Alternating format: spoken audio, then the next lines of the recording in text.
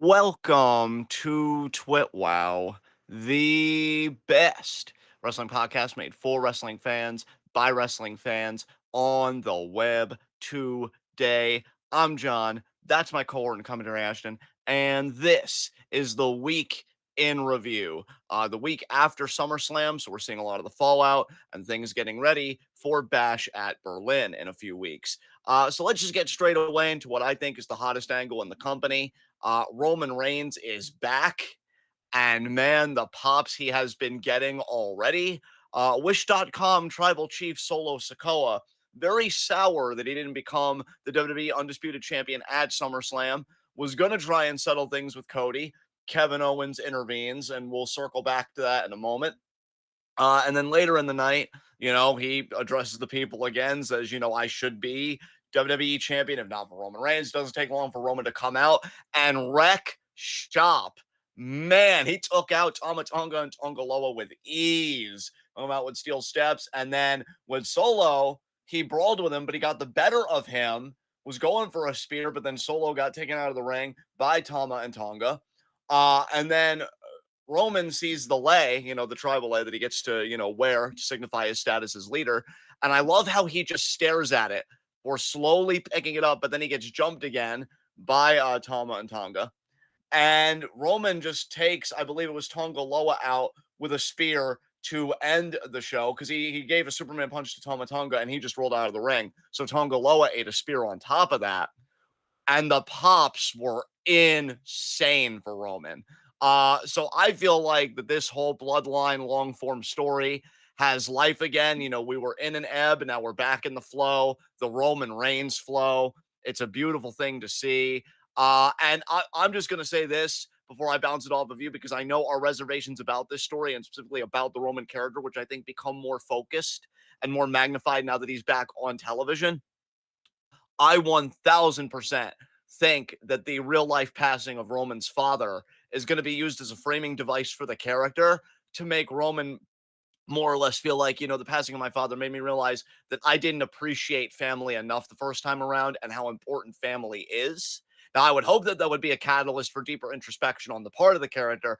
I can't guarantee that. I do just think, though, that part of this shift for Roman is going to be just learning the importance of family and really reassessing who his father was. And like, I was nowhere near the leader that my father was, but I'd like to try this time around because we haven't even heard Roman speak yet, which is even the more fascinating thing.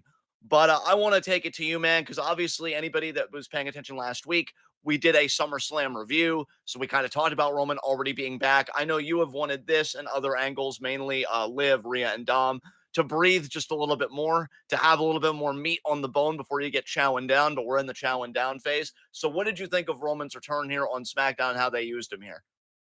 Yeah, yeah, I really enjoyed it, but I was definitely hoping for more progress, more progression, more development. I think I kind of have a very like make us anticipate it, but then do shit real quick with it. You know what I mean? Kind of Yeah. mindset. Like I want like if you're gonna tell a 6 month story, make us wait for it for the first 4 months and then cram the whole story into the last 2 months.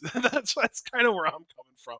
Yeah, that's an exaggeration and hyperbolic for sure, but like that's kind of where I'm coming from with this Roman stuff and with the Liv Rhea stuff. It's like I want them to like cram. I guess this is gonna sound weird because I know that in anime this is seen as like a huge like taboo thing that people don't like. But I think I just want more like good high quality filler in these feuds that develops the characters more because Yeah. like in anime and people generally see filler in anime as a bad thing because it's basically just like, oh well, we caught up to the manga, time to start doing random shit that isn't canon. um but in this case, what I'm really saying when I say filler is I want, rather than like, okay, we need to just immediately have like events happening within the story, give me character development, man. It doesn't have to be big things happening at every moment. Like on Friday, all we really got was like Roman's back and he's tough. Like that's what I took away from Friday. It was like Roman's back and he's a tough guy. It's like we learned nothing. All we really learned was that he's over, which we already knew from Saturday. It's like it felt like a wasted Roman Reigns TV appearance to me. And I wanted something out of it that we didn't have already, and I got nothing out of it that we didn't have already. That's fair. I really don't have many substantive opinions on it. My more substantive opinions come with Cody's challenger at Bash at Berlin and that whole potential story they could tell within that small frame of mind. But I guess just to close off, at least on my end, the Roman Reigns story, I am going to be curious about the first promo he cuts. Yeah. And how much he's going to continue to meddle in this bloodline, because we also know on this SmackDown that there is a tag team title number one contenders tournament, and that the Street Profits are going to be facing DIY presumably next week. And then the winners of that, again, presumably, will go on to Bash at Berlin to face, I'm guessing, Tama Tonga and Tonga Loa, because Jacob Fatu is selling a kayfabe injury, which thank God we know that it was kayfabe, because that looked nasty and my heart sank. So to know that Jacob's okay and that they're just kind of reeling him back, that's also Are intriguing because we? now is Was there like a report about that today that came uh, out? well, Because no, it was a report from a while ago. I thought that said that it was just well, a really good sell the job thing by is, Jacob I and it was the saw that plan. same report, but then I also saw a picture from like a day or two later, or maybe even later that night, that he was in a walking boot. So I Interesting. don't know if the walking boot was also a work, but It it's would seem a bit excessive, so maybe the initial report was wrong and he's injured. Regardless, it is going to be interesting how they want him to kind of reemerge in this fold, because he is somebody that I know Roman Reigns is OP, but I still look at Jacob Fatu as he is, or at least as he was before that injury unfortunately happened yeah, or didn't happen. Again, we don't know. right, As somebody that could really step up to Roman. yeah, So that's also going to be an interesting thing. But I'm kind of hopeful that Roman just makes Solo's bloodline tilt so much that they just lose everything so quickly, because you can't have that swagger that the tribal chief does. The original tribal chief, which I've heard that shirt has been selling like hotcakes. yeah, So dude. good for Roman there. Roman merch is going crazy right now. I want to know what this whole storyline has done for that man's net worth. Because Roman Reigns, I'm willing to bet that he was pretty financially well off before, but now, like, god damn, my dude, get that goddamn bag. Um, I will say this too. I don't think it's going to be anything, but you and I are sometimes anally observant about what we watch.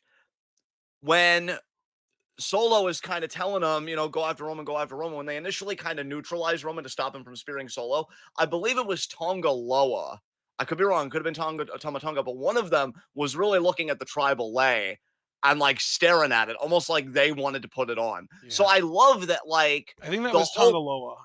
I do believe it was Tonga Loa. So I love that this whole family recognizes the value of it, and I think they It all gave have almost that like Lord of the Rings vibes. Like it was like the Ring of Power, and it was like this corrupting force almost. yeah, yeah, I think that's a fair parallel. I was just gonna say that I appreciate that each character has at least enough individuality in the sense of personal ambition. None of these people are just an extension of their tribal chief, because we know, hey, maybe I doubt that Tongalo is going to get this big of a push, but we know the last person to really stare at it when Roman was wearing it really was Solo, and look at what happened. So you got to wonder, does personal ambition rule out over family loyalty? I mean, for Solo, it did. So you never Yeah, know. But yeah, and now we'll have to Solo is see. on Instagram trying to act like it was just his time, and that Roman was just like retiring or some shit. Yeah, well, that temper tantrum at SummerSlam says otherwise. Um, That but was beyond so that, harmless. we also know on the SmackDown side it is going to be Cody Rhodes versus Rip Out My Heart Again, Why Don't You, Kevin Owens at Bash at Berlin. Now, I will say this. The Kevin Owens character is very interesting to me right now for this, because they fend off Solo's bloodline. Kevin goes to leave, and Cody's like, Kevin, actually, I'd like to talk to you for a What the second. hell? And they do the whole song and dance where he's like, Kevin, I want to face you at Bash Berlin. And this Kevin Owens, which is such a stark contrast from the NXT prize fighter, and let's be honest, most of his main roster career, says, no, I don't deserve it. Actually, look at my win loss record, which I mean, I love that as a character, he's self aware, because as a KO fan, look, anytime you want to give that man a world title match, I ain't going to say no. But if we're being real, at WrestleMania, he got pinned by Logan Paul. I'm pretty sure he got pinned in one of the six-man matches against Solo's bloodline. Kevin Owens has been a pin taker for a while now. And the idea that the character is self-aware enough to admit that and to own that and to have the humility Yeah. to reject a title shot. I find that fascinating. And I'm wondering though, see, here's where WWE always breaks my heart when I think they're going to write Kevin Owens interestingly and have him have some introspection. I have wanted a Kevin Owens redemption arc forever. I've kind of foregone redemption. This is just as interesting, though, a Kevin Owens that might be struggling almost with like an imposter syndrome. Like, wow, look at the success that I've gotten. Too bad I'm not really a good enough wrestler to warrant it, kind of thing. I want to see that character kind of unfold on the road, but I am also kind of worried that the old Kevin Owens is going to rear his head, powerbomb Cody Rhodes on the apron, and sure, the sociopath in me will love it. And speaking of the sociopath in me, do we have some great content to talk about later in the show? Because I fucking loved NXT this week. But he's going to do the whole thing, but then he's still going to lose. So for me, where I'm trying to derive enjoyment is observations of the Kevin Owens character, not so much the match, because I know Cody's winning. If Kevin would win, I'd mark the fuck out. I mean, let's not get it twisted. But I'm not that unrealistic. And then later in the night, Nick Aldis even said, "Well, I was thinking about giving the title shot to Roman Reigns." And I love Kevin again being like, "Oh, well, why him?" And he makes a great point where, when Roman was champion, how many times did Cody have him beat? How many times did I have him beat? How many times did so many guys have him beat? And then he has a great line where he says, if you want to find a challenger worthy of challenging Cody that isn't Roman Reigns, go in the locker room, open the door, you'll find them. And Kevin even says again, like, I know I'm not deserving, but you can't tell me Roman is more deserving than I am. So I'm really, really enjoying the character. It's just a shame that it's going to a match that the winner to me is a foregone conclusion. So what do you think about this whole setup for Cody's next challenger? Do you have any thoughts on this? Yeah, and I thought it was interesting. I agree that it is a little bit of a strange setup, but I mean, it's funny because I was just talking about how they need to do a little bit more filler in some of these storylines, and yet this is the type of filler that I'm not a fan of, in the sense that it is a filler title defense that nobody asked for, Yeah. and it's like a face versus face match that nobody asked for. And it's made even weirder by the fact that Kevin has had Cody's back for months now, and people have been frothing at the mouth for Randy Orton to betray Cody and go after the title, and they're doing this instead. It's just a really strange decision. It definitely feels like they're saving Randy, but I don't know. It definitely feels weird that they're going this route instead. Yes, which we'll get to Randy later because we know he's facing Gunther in Bash at Gunther. Berlin. Yes. Yes. That's Um, another weird decision though. I don't understand. Like I get that like Triple H is like, "Oh, we're going to do this again." And like whatever, but like you really had to rush it to this degree. I feel like this is rushed because explicitly because it's not like Randy Orton's career is winding down. The dude is still killing it. He's in literally the best shape of his life, or at least the best shape he's been in like 20 years at this point. And like, you couldn't just be patient enough to do a fucking draft first, really? I guess not. You gotta cross brand boundaries. Like I think I might be a little too stingy about the brand split because like I want it to be a hard and fast brand split, man. I want there to be no crossover. I want there to be a Raw roster and a SmackDown roster, and I want them to fucking stick to it. And they keep doing shit like this, and I shouldn't let it annoy me, but I do, and I get angry about it. I mean, I think you just answered your own question that you shouldn't let it bother you, but you do. Because, I mean, they really haven't committed to a hard brand split in so long. So I think that's more you and I being guilty of projecting what we want onto a product and then getting mad when the product that never even promised us that to begin with doesn't do it. So Well, why do they even bother to have separate Raw and SmackDown rosters if they're not going to do that? I don't know. I don't really have a viable answer to that. I think they want the appearance of competition, but they also want to play fast and loose when it's narratively convenient for them. So that's the best answer I can give. Doesn't mean it's a good one. Um, so tag title tournament, as we mentioned, Street Profits beat A Town Down Under. I at first, I'm surprised Thank this team's even. Christ, by the way. Yeah, Can definitely. Street Profits please, fucking please beat DIY next week? Yeah, I'd like to see this team actually do shit because they're insanely talented. The idea that they're already not like 4 or 5 time tag team champions is kind of shocking to me, to be honest. Um, but yeah, I'm shocked that A Town Down Under is still together because it seemed like for a while they were going to tease an Austin Theory face turn. Maybe WWE realized that nobody would give a shit and they kept them together. I don't know. Dude, honestly, they might still do it, but I hope you're right about that. I hope that they were like, these little teases. Normally, when we do this with somebody that the crowd is actually ready to root for, they react, and they haven't at all. So we're just not going to do it. Yeah, Yeah, dude. yeah, I just looked up Street Profits, and they've literally only won each individual tag title once each. They are one-time SmackDown tag title their holders, one-time Raw tag champs, and one-time NXT tag champs. yes. They So haven't then, won since yeah, since Triple H introduced the new tag titles, like the WWE tag titles and the World tag titles. Street Profits haven't held them. yeah, they've maybe challenged for them, but they have not won them yet. So hopefully one day they will. I mean, again, this is a tag team with a lot of upside, and I mean, dude, if I've they're gonna get to challenge Tamatonga and Tonga Loa, they should 100% be able to get them. yeah, because Jacob's out right now. But of course, So that means that they have to beat DIY next week, and we know how much Hunter loves DIY.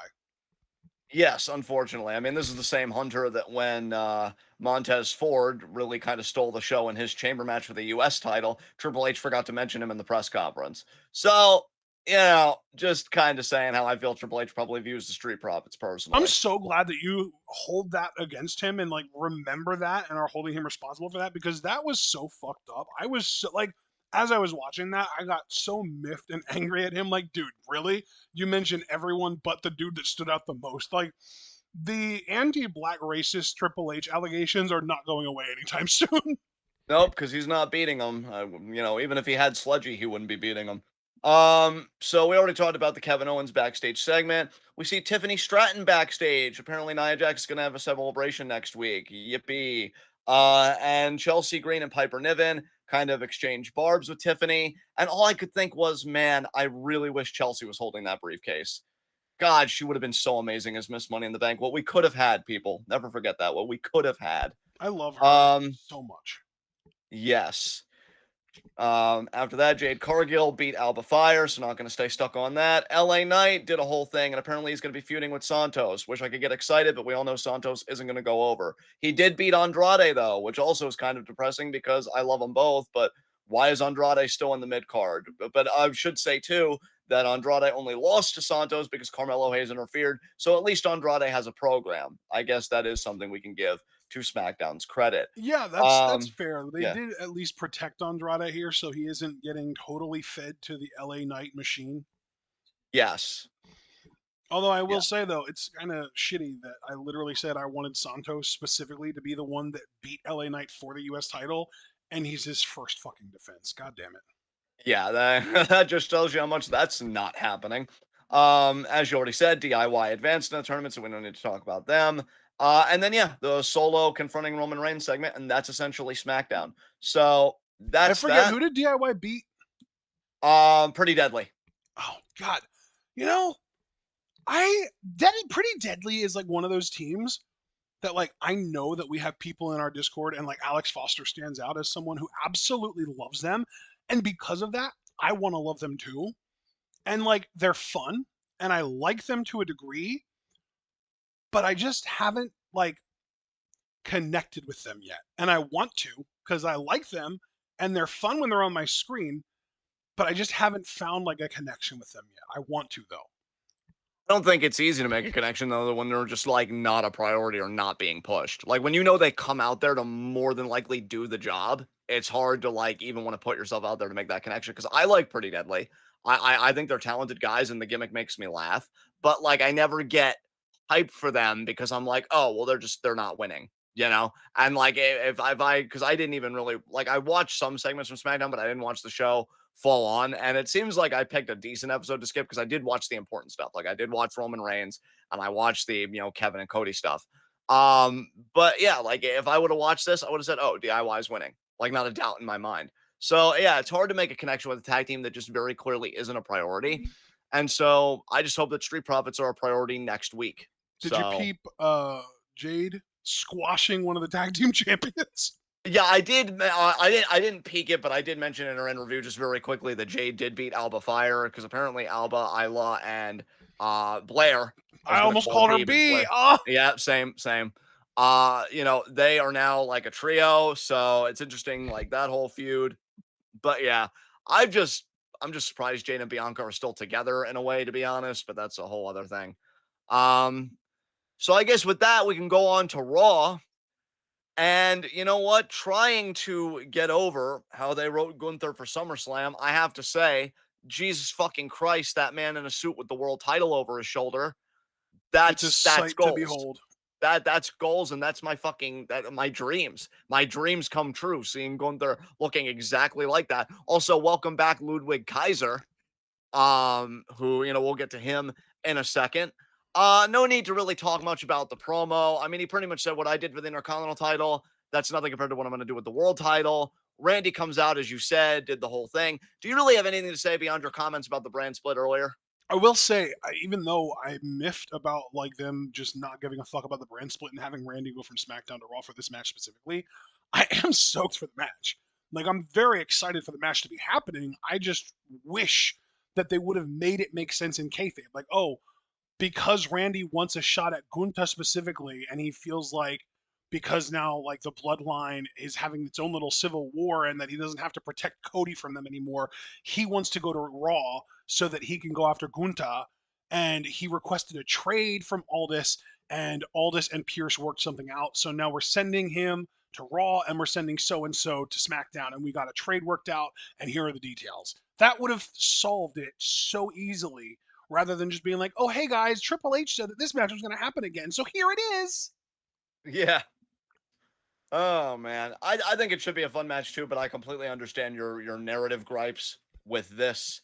Um, After that, we get Sheamus interviewed backstage. Said, Pete Dunne wants to settle things with him. That's fine, but he's focused on Kaiser, and then him and Kaiser have a pretty solid match. I enjoy these two and their work together, man. I'm happy that Kaiser's back. I think now that Gunther is world champion, a bronze intercontinental champion. I don't think anybody's taking that shit off of him anytime soon, which we'll talk more about that a little bit later in the show.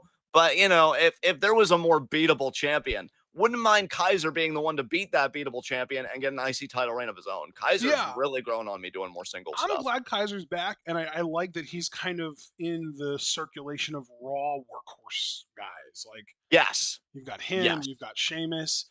To a degree, you've got Bronson Reed. Like they've got like a little bit of the circulate. I think Ricochet used to kind of fit in that group. Obviously, he's not around anymore. But yeah, you've got like a little bit of a circulation of guys there that work out pretty well. And it makes it's like they get one match a week to just kind of go off on each other, and it's always fun. Yeah, absolutely. Sheamus does Gunta get used to be in that group, and now he's the world champion. He's going to be above that, so he's not going to get those matches every week anymore. exactly, exactly. I will say Sheamus does win. He avoids Pete Dunne's, planned attack. And yeah, that's that for Sheamus. I will say that later in the show, Bronson Reed would complain about that, saying, I beat Sheamus recently, and yet he gets a match and I don't. You know, I guess I have to take my own opportunities around here, and boy, take them does he ever. But again, we'll get to that a bit later. Hyping up Chad Gable and the Creed Bros. What's their name again? American Made. They're now called American Made. And let me tell you, I both saw the match and just as a refresher before we went on the air, I watched a highlight package of that match. They cooked. I mean, this trio is so goddamn Mm, good. I'm telling y'all, I don't care what you think about the Chad Gable character because I know everybody's like, oh, he's a douche. Let him get his comeuppance. The worker behind the character, never stop giving him flowers, please, dude. because this dude, Gable's Wait, in. people are saying let him get his comeuppance. He got shot in the head. Yeah, I know. Well, I'm just saying, like, even when I'm having my fun and I'm defending Gable, like Javors is like, oh, then why was he such a little bitch? And I'm like, that's cool for the character, but just never forget how good the actual performer is. Yeah. Because I feel like some people get lost in the sauce, and this dude is one of the best that Raw has. Talk to the wall, honestly, if you think otherwise, because I think this dude is untouchable. He's so good. Um, who else Dude, is this so good? the main Yeah, event no, of this match of the Raw main event, this match was fucking fantastic. yes, The yes. aura, the aura of the, and not even just the Wyatt Six, the fucking American Made team had aura too. This match was so good. This match cooked like on every fucking level. It was Yeah, absolutely amazing. The triple moonsault spot, the fucking deadlift German, I think it was to Rowan. dude, That was yes. insane. Holy shit, I, Chad's nuts, dude. I'm saying, I'm saying. who else is nuts, or at the very least getting a nuts reaction, pleasantly surprisingly so? Damian Priest as a babyface, Dude, I I think is gonna do love really that well. they basically used his cash in and then ensuing world title run to turn him into the top babyface on Raw right now. Yes. Like, don't look now, but he is the top undisputed babyface on Raw because right now, who else is in? Like, CM Punk and Seth Rollins are both tweeners, To be perfectly honest, bro, I'd say the only two people competing with Priest would be Sami Zayn and Jey Uso. and That's it. Rhea Ripley is also like up there, Yeah, but like, I genuinely think that like if we're strictly talking about men, I think Jey Uso is the only one that comes close. I love Sammy, but I don't think he gets the kind of reactions that Jay, Damian, and Rhea get. I would agree with that. I would agree with that. Yeah. I was just thinking more men's, but if we're just talking in general, you're right that Rhea absolutely is in that conversation as well, which is what makes this angle so perfect because they are supposed to be the baby faces here. Mm-hmm. And the crowd's going to be behind them to get their And comeuppance. I've actually seen a rumor that we are going to get. I hope it's intergender, but I'm guessing it'll be a mixed tag match at Bash in Berlin: Priest and Rhea versus Dom and Liv. That should be very interesting, especially because Priest wants Finn. So it's funny that he'll settle with taking out Dom first. Uh, but yeah, I mean, Priest more or less said that Finn kind of took Priest's family away from all of them because that's what the Judgment Day were supposed to be, and that he said that when he found Judgment Day, he felt like he belonged somewhere, and then he realized, and he kind of looked at all the fans that his family got a whole lot bigger when he realized how much the fans were supporting him. So he wants to settle things with Finn right now. Finn appears on the screen. And he says, "Hey, Priest, I didn't betray Judgment Day. You did. We were supposed to have each other's backs, and there were no leaders. But more or less, Priest, you got arrogant. You got too cocky when you became world champion. It was all about you." And Balor said that ever since he got screwed at SummerSlam, I want to say a year ago, he has just been thinking, and it's just been kind of like silently seething and thinking, oh, it's okay, we're a family. But then he saw Priest become world champion and try and establish himself as more of a leader. And he's like, well, what the hell is this? And then he's like, well, this is my family. And the screen zooms out and we see Carlito, JD Mc fucking big ass head, Dom, and Liv. So Finn is And of officially course, cool Dom with and you. Liv can't keep their fucking hands off each other. No, no, they cannot. it's Um, it's gross in an incredibly realistic and maybe a little uncomfortable way. yes. God, they are such a sleazy looking faction, which is what they're going for, so it Yeah, works. well, I mean, Uh, anything involving JD McDougalberry is going to be sleazy. absolutely. Um, and so yeah, after that, again, we get that Bronson Reed segment that I alluded to, where he's like, "What do I got to do around here?" And he's like, "Oh, I'll figure it out." Boy, Lyra did he! yes, yes, he did. Boy, Lyra and howdy! Lyra and Shayna break down into a DQ. Lyra wins by disqualification. And then, Damage Control come out and they face off with DeVille's faction with her, Zoe Stark, and Shayna. Dude, have you seen some of the let's say fan fiction names for this faction? No. I think my favorite is the stud line. Nice. Nice. That's great. Good stuff. Good stuff. Oh god, yeah, this is AOP and New Day stuff, at least backstage. We will actually talk about it because there was a really cool re-debut and kind of segment for a potentially new member of the New Day, but that'll come a Yeah. bit later. Um, oh, okay, I actually missed this from Raw. The Creed Bros were talking to Ivy because I know we've been wondering about where Ivy's been. And then Maxine asked Niall what was going on, and Niall didn't say much. So Niall might still go over to the other side, and Yep. she might still go over to American Made, which I think would be cool. I expect her Um, to. I think that this is probably leading to some kind of 4-on-4 match where we get Chad, the Creeds, and Ivy versus Otis Tozawa, Maxine, and someone else. I don't know who. yeah. Ivy did leave with Gable during that backstage segment, so Yeah. that was interesting. Then CM Punk came out. Oh my god, this insufferable douchebag. Um, he just loves how much people love him, which is why he's a narcissistic douchebag. Uh, He's like, I can't get over 10,000 people screaming my name. Oh my God, get Dude, over yourself. it's so funny how much he has in common with Trump. Yeah, I know. Just the obsession with crowd size is funny as like that's such a specific thing. Like that's such a specific trait for someone to have, and the fact that like Punk and Trump both are like that, it's just so funny. But if you would tell him that, his head would explode. He would literally throw hands immediately. Yes, absolutely. There's no doubt Yeah. in my mind. And he'd injure himself after doing it too. Fucking bitch. He'd throw So, hands, and then the first hand that he threw would literally just break on your skull. Muay Thai, more like Muay Bai. Motherfucker. All right. Well, Punk wanting to face Drew again because, SummerSlam didn't go his way. But then Seth comes out and Seth, respect to Seth, honestly, because he doesn't cut this long winded Shakespearean promo. He's like, nah, I've been waiting for this. Now I'm going to beat your ass. And now I was looking forward to that. I'm like, I hope you do to Punk what you threatened to once do to Edge and you curb stomp him into the fucking mat permanently. But then Drew has Also, to. by the way, I'd like to just point out that as Seth wanted to get into the ring and Punk was like blocking his way because Seth wanted to go up the steps and Punk was standing in the corner that the steps were at, and Seth was like, "Are you gonna let me in there?" Or you what, that kind of thing. Punk made a homophobic comment at Seth Yeah, about the way he what was. dresses. Oh, right, right, right. Yeah, yeah. So, of course, though, of course. Um, McIntyre interrupts. McIntyre's in such a good mood. Now he's like, oh, now that I got mine, I'm just going to screw with everybody else.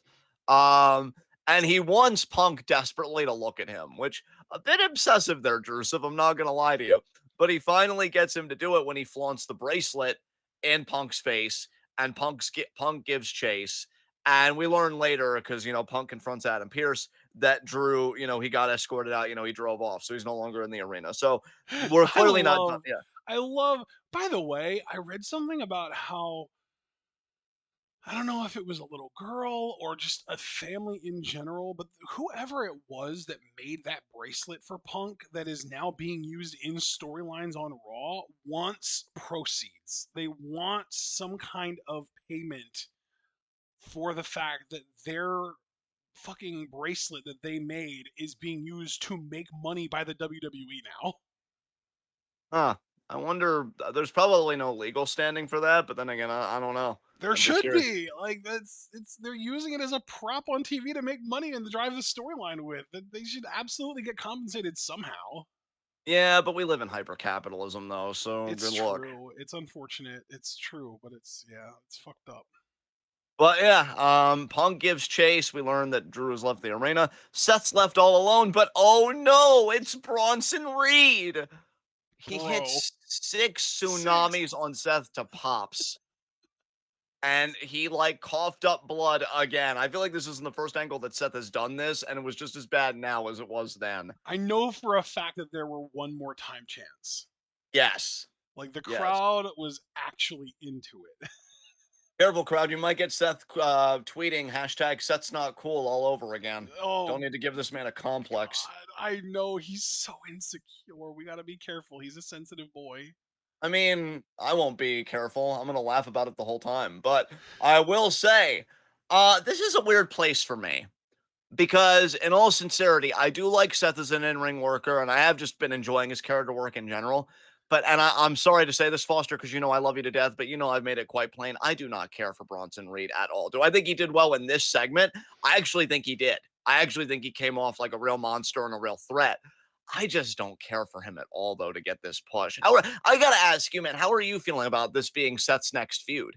I really wanted for Seth and Punk to feud going into Bash in Berlin, but it really seems like they're like pushing that on the back burner, and they might even save that for Mania. Yeah. So if we can't have that, you got to give Seth something to do, and he's not going to just go straight after the world title. So I guess this is something. I mean, I don't really know, I man. love that Bronson Reed, like, we're talking about this. We're talking about this whole angle where he made Seth internally bleed, trying to get him that monster heat. And all we could pretty much say is, it's something. I mean, which is objectively true, but Jesus Christ. Yeah, my So mom just told me that Seth is apparently taking time off. So if that's true, if this was a way to write Seth off TV for a while, then effective. Good job. I mean, bro, I know they couldn't do it because they're already in a program with Wyatt Six, and I should be clear, I am grateful that they're in a program at all. But if this was Chad perpetrating this attack with the Creed Bros by his side, I would have been so much more hyped for this. A Chad Dude, Seth that would have been Rollins feud. amazing. Oh my god, the fucking work rate. I You mean, know what Jesus Christ. the thing is, as amazing as that would have been, I don't really know where you get the motivation for that.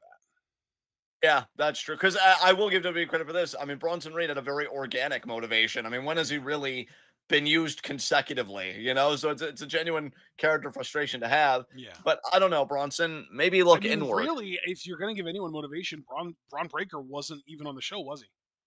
Oh, he was Oh, was because he? I I was think gonna he cut a say, promo. Yeah. but you could, you know what though, you could have done a gimmick where you have Braun Breaker not in kayfabe, not even be booked for the show. He does to Seth something similar to what he did to Ricochet, and then you can kind of build up Braun as like, do not neglect this man, do not ignore this man, or he will fucking ruin someone on your roster. Yes. I mean, you want to do that hokey internal bleeding crap. I could buy it a lot more Dude, with a Braun Breaker yeah, spear. yeah. You know. I also like, this is entirely personal, and I know that you're gonna sign on to this for sure. But like, how are you gonna have someone have supposed internal bleeding and they're not even wheezing? Come on, Seth, up your wheezing game, man. Yeah, absolutely. Absolutely. I mean, look, if we're gonna give this whole rub to this Godzilla LARPing ass, then put your fucking back into it. So, Fucking yeah, 5'4" kaiju. yeah, exactly. Fucking having a Titantron where he takes out skyscrapers. Go fuck yourself. Anyway, um, we have AOP versus the New Oh Day. God, talk about fucking Auralus. Yeah, really. But you know who clearly had aura on night fucking one, whether Odyssey we're a bit uncomfortable about it Jones. or not. Yeah, Odyssey freaking Jones. Dude, I gotta tell you something. I know we both have misgivings because I didn't even know that Odyssey made transphobic comments a little while back, and I'll I tell don't you what think he he can did. tell I'll us. tell you exactly what he did. He didn't make any original transphobic comments, but apparently there was an article that was posted that was transphobic about a transphobic, or I'm sorry, about a transgender man who got pregnant and had a child because obviously they were born with functioning female genitalia and they got pregnant and had a child. And the article was very sarcastic about it. Like they put transgender quote unquote man, like they literally had the hard quotes around man, that kind of stuff. And he posted that on his IG story with a bunch of laughing emojis. So it's very clear that like he's seeing this as a joke, like, oh my God, this is so ridiculous. So like he didn't explicitly say anything transphobic and nothing about his transphobia was like original words from his mouth, but it was also very blatant transphobia. You know what I Yeah. mean? Yeah, exactly. Exactly. I will say though, putting that aside, which we try to put aside, I mean, hell, And we that put was aside, also yeah, like New Year's 2022. Like we're talking like yeah, 2.5, almost 3 years ago at this point.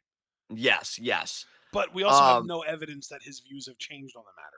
no, no, we do not. And I'm going to err on the side of skepticism because Yeah. that's, we've been around the cycle enough to know with certain Yeah. people how this goes. Putting all that aside, though, this dude, he's immediately going to become a fan favorite. I'm telling you, because I went back Dude, and I watched this. Dude, the shock from the people in the front row that he pulled this shit off. And when just to he clarify for people, sidewalk slammed both members of AOP. Yeah. yes, yes. And then that spinning sidewalk slam to Carrion also got a Yeah. nice pop. That was almost like a Yeah. black hole slam, like fucking Abyss. Yes. Now, here's the interesting thing. Odyssey coming out, Xavier is able to get a roll up and get the pin. Cool. Odyssey does his stuff. Cool. Mega pop. Super overnight one. Amazing. Xavier doesn't know though. Because Kofi's all happy and he's like, yeah, man, thank you. Yes, new day. And Xavier's just like, thanks, but who are you?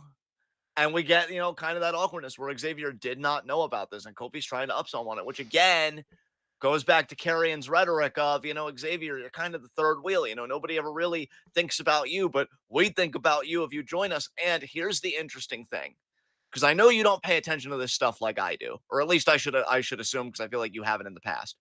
So let me just ask, did you see the YouTube exclusive kind of WWE like exclusive thing like after Raw that Xavier did, like the promo he cut? You know what? You're right that I don't pay attention to this stuff, but thankfully this one was posted in our Discord, so I did see this one.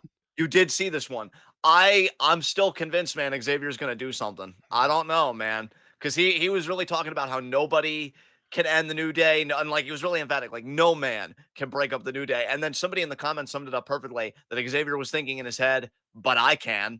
And apparently the 10-year anniversary of the new day is coming up in November. If that's not Wow. signaling a longer form story for the Yeah. new day, Yeah. I don't know what is. Now, what do we do here? Because to me, this is bigger than Carrion and the whole Final Testament. Fuck those guys for a second. Put them aside. We're looking at this. We're looking at Kofi. And it's funny if Big E would be a part of this story without actually being a part of this story. Because I look at it as Kofi accepting reality, right? Big E almost got hurt. He almost got paralyzed. If you want to put it in stark terms, hey, reality makes for the best television when you know how to write it well. You could say, Biggie almost got paralyzed and like he has a life to live. You know that. Biggie might even be a father. I'm not so sure about that. And he said he wanted us to continue the new day without him. I'm just doing what Biggie would have wanted. Whereas Xavier, he feels like the new day transcends just being a faction, right? Like it's a brotherhood. It's a family that those three guys made. And you're inviting somebody else into the family without even consulting me. So not only are you Yeah. not valuing me, you're very clearly not valuing me. Yeah. And so I see these guys, and see, this will make Woods, if he does quote unquote turn heel. I'm just gonna say, and I know I've taken many scumbag positions before, but I'm being 100% serious about this. I'd be sympathetic to Woods. Like, I don't want you bringing somebody around our like what we've made without me at least vetting them first alongside you. The Yes. idea that you wanted to spring this on me, Kof, like, what are you doing? I mean, you're talking about guys and me and E that we fought our asses off to get you a WWE championship match at WrestleMania, went through Hmm. a whole tag team gauntlet for you, and you don't even think enough of either one of us to talk to us. And because even if you talk to E, you didn't talk to me about bringing this guy into the group. Yeah. I would like I'm telling you, I'm on Woods' side here. So if he breaks up the New Day come November, if they make it seem like, oh, Odyssey, we're gonna officially inaugurate you into or initiate you is the word, initiate you into the New Day, and then Woods pulls the knife out, I ain't gonna be like, Woods, what are you doing? Because it hasn't really been the New Day for a long time, and then Kofi just wanted to play fast and loose with it. So yeah, I mean, I find myself And it sympathetic to Woods, but also yeah. leaves the door open if E is able to ever return for tag team rivalry. We could get Kofi and Odyssey versus X and E. See, and that would be incredible too, because dude, if Big E would come back, which again, I want to make it clear that at least my position is that I just don't think he's coming back anymore. I gave up on that. I think at Rumble this year when he didn't come back, I'm like, he's never coming back. But if he would come back, the fans would desperately want to cheer for him. Yeah. But I feel like the writing of this, they want to make Xavier the heel. So for Big E to side with the heel, I don't know. It's just going to be interesting how they write this. It really is I think because that what they would do is they would have Big E return with Kofi and Odyssey as a member of the New Day and turn on them after the big pop and the initial cheers start to die down a little bit. yeah, yeah, maybe, And be maybe, like, you really thought that I was just going to come back and everything was going to be fine after what you did to me, after what you did to X? yeah, exactly. You thought that you could just replace me? And that's how, in my mind, that's how it looks, and that's how it should feel. Like if I was one of those guys, Yeah.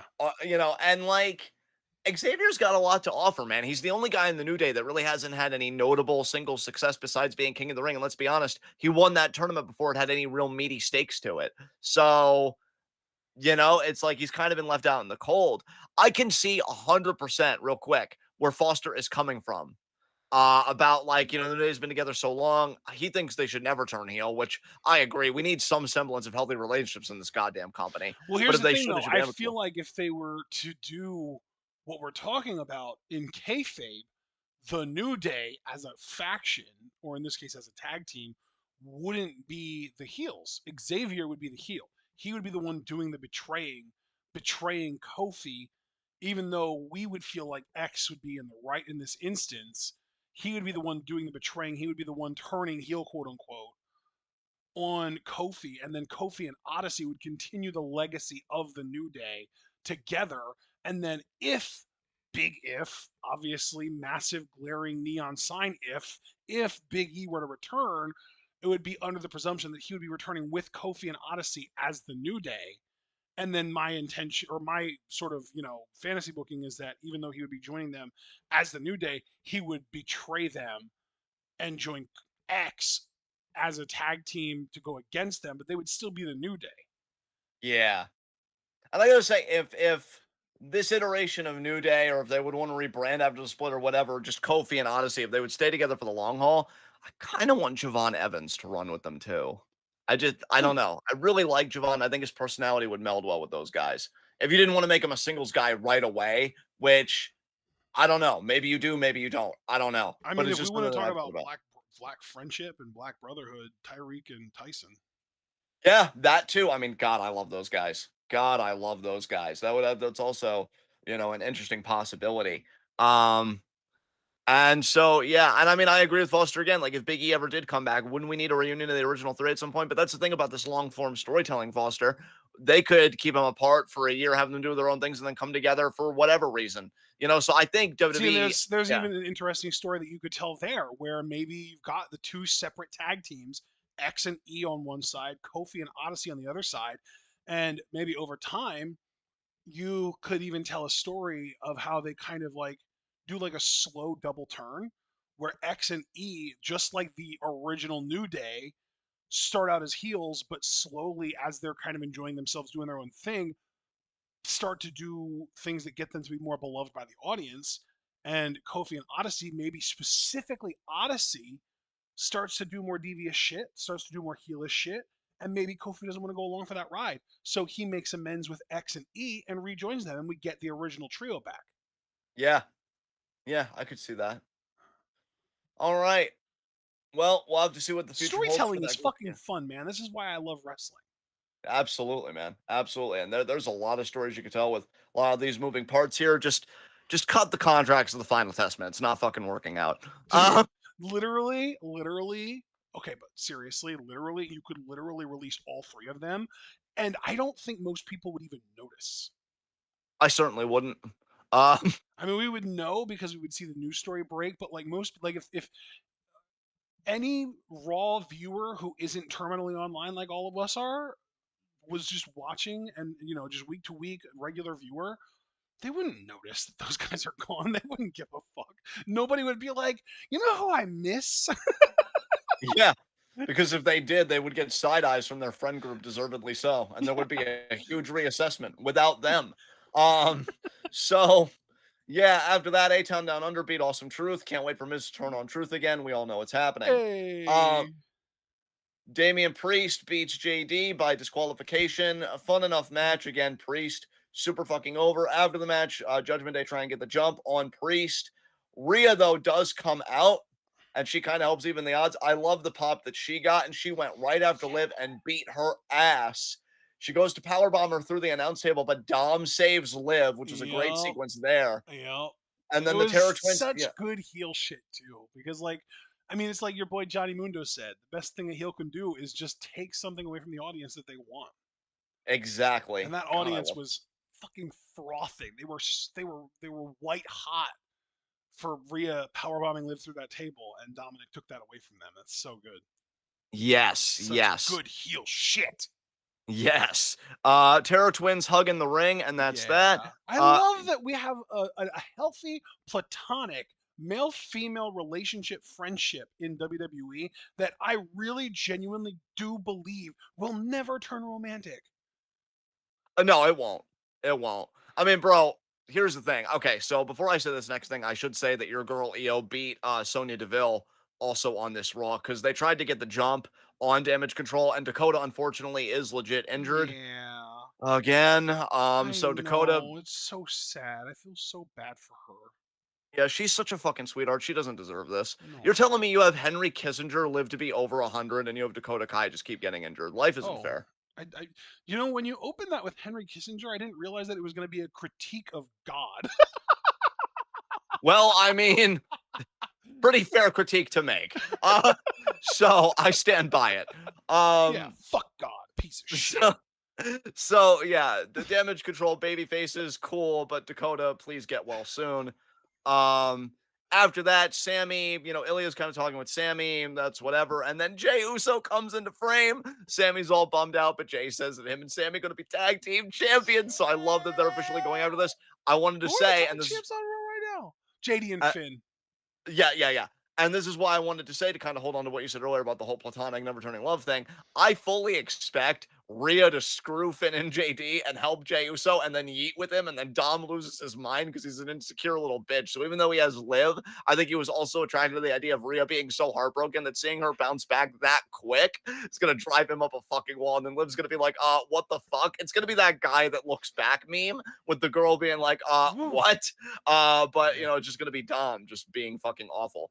So yeah, here's to hoping that Sammy and Jay are our new tag team champions, because Hell I want yeah. and I deserve nice things, honestly. So there you go. It's true, you do, you're right.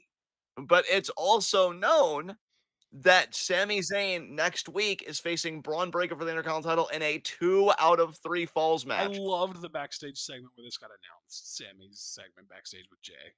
Yeah, this was great, and I will say, I know it's not gonna happen, but God, I would love if Braun just beat Sammy 2 straight falls. Dude, Really make him fucking yes. dominant. Drive that shit home. It's like, all right, Sammy, you got one up on me that one time because I underestimated you, but now that I'm taking you seriously, you will never beat me again. 'Cause that really puts somebody over. When MVP won his first United States title against Chris Benoit, he did it in a 2 out of 3 falls match, and he beat Benoit 2 falls straight, which, like, commentary sold like, "Oh my god, he beat a future Hall of Famer and former world champion 2 straight falls." Yep. Like, put him over that big, Sammy, I'm telling you, because 'cause you're Sammy fucking Zayn, you'll bounce back, mainly by being tag team champions with Jey Uso, so there you go. Um After that, yeah, we get Gable kind of fired up backstage, walking with the Creeds. We know that they're American made. Love that faction name. And Yeah. we get this main event. I know we already talked about it a little bit, but did you have anything else you wanted to say about this main event? No, I mean, I already did say that I just loved it, and yeah, man, it was really cool. It was awesome. This was a six-man, like, I almost wish it was on pay-per-view, because I feel like this could have reached a level of like Shield versus Wyatt family type energy. They did That some is insane stuff definitely here. like the vibes. I think honestly, you know what? I've always we together combined have always had an energy on this podcast of like we're allowed to not like someone, but we're not allowed to be so stubborn in not liking someone that we refuse to give them credit when they impress us. Joe Gacy impressed me in this match. Yeah, I thought he looked good too, man. Yeah, I don't like Yeah. his characters from his past. I didn't like the fucking weird like this is what liberals are everyone character, and I didn't like the cult leader shit, and I didn't like the fucking like I'm gonna get thrown on into a dumpster and just be fine 2 minutes later shit. Like his literally every single one of his characters in NXT was fucking garbage. But like he did some shit in this match that impressed me. His handspring, what the fuck? Where did that come from? Yeah. Yeah, that was pretty fucking cool. I think he works best in a faction, but when he's not the leader of said faction. Gacy Maybe, as a maybe that yeah, is what it is. I don't know. Gacy as a subordinate, because here's the thing: subordinates aren't going to talk as much as the leaders. Yeah. Subordinates aren't going to work matches as much as the leaders, or Yep. as much as their superiors within that same faction. Well, and This even as is a far as great spot working for Gacy. matches go, he can work the matches as long as he's not, the like the main spotlight. Like he wasn't the main Exactly. feature of the match. He was a third of the match. Exactly. Exactly. Um, No, this was great. This was fire. Yeah. This was the kind of debut for a faction that you want, and really, it was kind of And two debuts, because American Made, yeah. this was them together. Yeah, Yeah. yeah, That's what yeah. was so cool is that it was effectively a double debut main event because we did get the first proper debut of this American made faction. We literally didn't even like know what to call them prior to this. And it was the in-ring debut of the Wyatt Six, and it was awesome. And by the way, I said like, yeah, Joe Gacy wrestled a third of the match, but like I don't even think it was that much because realistically, I feel like Dexter Loomis wrestled the majority of this match on behalf of the Wyatt Six. I feel like he wrestled the bulk of it. And I'm gonna say again what I said in the Discord. He looks skinnier to me. I'm like, I wonder if he like Like changed shape, skinnier, but he healthier, yeah, he or looked skinnier good. like emaciated. No, I think he still looks Because healthy. I was I gonna say I just felt like he looked shredded to me. Yeah, like he looks good. I just thought he looked skinnier than I'm used to him seeing. But maybe that's me though, because we haven't seen him in so long, you know. It has been Um, quite a while, that's for sure. so yeah, I mean this was great, and I'm so happy that this storyline is continuing to work because I mean, God, I still miss Bray, but you know what? Seeing the Wyatt Six doesn't hurt me as much as I thought it would, because you know that was a Yeah, big concern for me in the beginning. Like, oh, every time I see them, I'm going to think of Bray, but you know, honestly, that really hasn't happened. I've been able to appreciate these guys as their own thing, and yeah. you know, let's just keep it going. But now, for my favorite show this week by far, and specifically, I want to be as pointed as possible. The sociopath in me fucking loved NXT this week for two segments in particular. I know you guys can guess the one because it's pretty fucking obvious. The other one, though, we'll get to that. So, NXT this week, let's talk about it. We have Pete Dunne beating Trick Williams. Thanks, I Hated it. hate it. Hated it. Yeah. Yeah. This was not a great start. The match itself was solid. Do you want to know something though, Ashton? Is And, this and I basically just telling the story of like Trick is just tilting his fucking face off, basically? Rick is struggling to find the path back to the NXT World Title, and now Pete Dunne has kind of jumped the line ahead of him with this win. But you want to know something amazing, y'all? Please tell me. Sometimes when I don't watch shows and I'm like, oh, you know, I need to do my job for Saturday, so you know, fine, cue it up. I watch it at 2 times speed because my time is valuable and I can follow the wrestling enough. Brent Rest is such a shit fucking style that even at 2 times speed, You it got is still bored? too goddamn slow. I'm like, I'm watching this as fast as I conceivably can on the fucking player, and it's still too fucking slow. You suck, Peter. I hate you.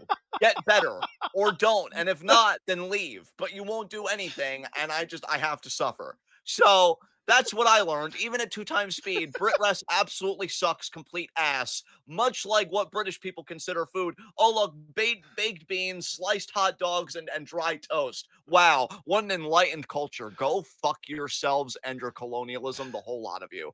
Jesus fucking Christ. Holy What a waste of my shit. goddamn time.